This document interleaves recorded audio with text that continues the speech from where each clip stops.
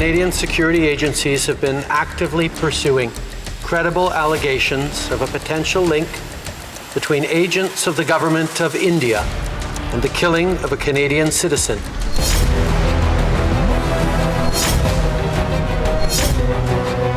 That these allegations by the government of Canada are primarily politically driven.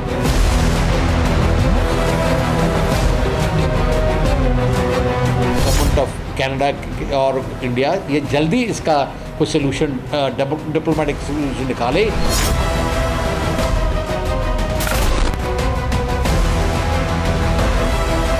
Places to operate is being provided abroad, including in Canada.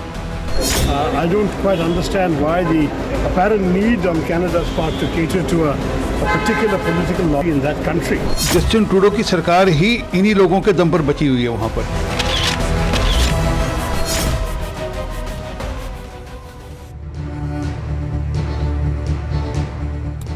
नमस्कार, TV9 Bharatvarsh में आपका बहुत स्वागत है। मेरा नाम गौरव अग्रवाल है और आप देख रहे हैं अड़ी, क्योंकि हमें है देश की पड़ी। आज का विषय है कनाडा से भारत की तनातनी। ये चिंता की बात है। दोनों देशों की सरकार लगातार एक दूसरे के खिलाफ एक्शन में है। थोड़ी देर पहले ही विदेश मंत्री, गृह मंत्री से मिलने पहुंचे, उनकी मुलाकात हुई।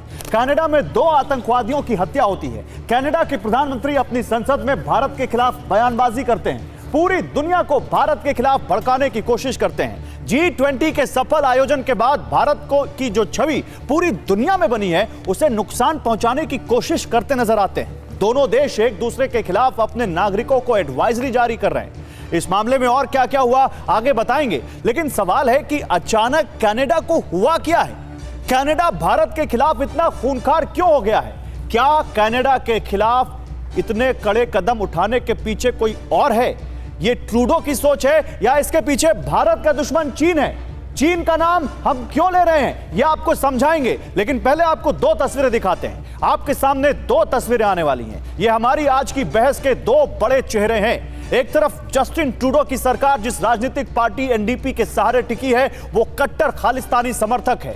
उस पार्टी में एंटी इंडिया एलिमेंट्स की भरमार है। सारी दुनिया जानती है कि खालिस्तान आंदोलन के पीछे पाकिस्तान है। और दूसरी तरफ ट्रूडो पर आरोप है कि इनकी चीन के साथ साठगांठ है। चीन को न केवल कनाडा की पॉलिटिक्स में गहरा चीन का दखल है, बल्कि उस पर आरोप है कि कनाडा में हुए 2019 और 2021 के चुनाव और वैंकूवर के मेयर के चुनावों को चीन ने प्रभावित किया, जिससे ट्रूडो को फायदा हुआ। तो आइए आपको 6 किरदारों के जरिए यह पूरा मामला मैं समझाऊंगा। यह आपको थोड़ा धीरज के साथ समझना होगा और हर किरदार को याद रखना होगा, तभी आप हर सवाल का जवाब ले पाएंगे और आप उस सच्चाई से रूबरू होंगे कि कनाडा के पीछे चीन है। तो आइए शुरू करते हैं। जस्टिन ट्रूडो की पार्टी के एक सांसद थे, हांग डोंग।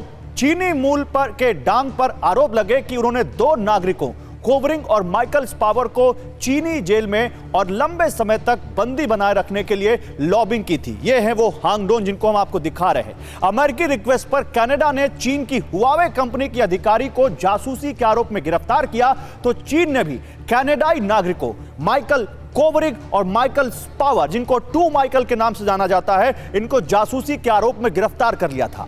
हान डांग पर आरोप लगा कि उन्होंने इन दोनों कनाडाई नागरिकों को ज्यादा दिनों तक जेल में बंद रखे रहने के लिए लॉबिंग की, यानी ये नहीं चाहते थे कि ये जल्दी छूटें। ये दोनों माइकल 1019 दिनों तक चीन की जेल में बंद थे।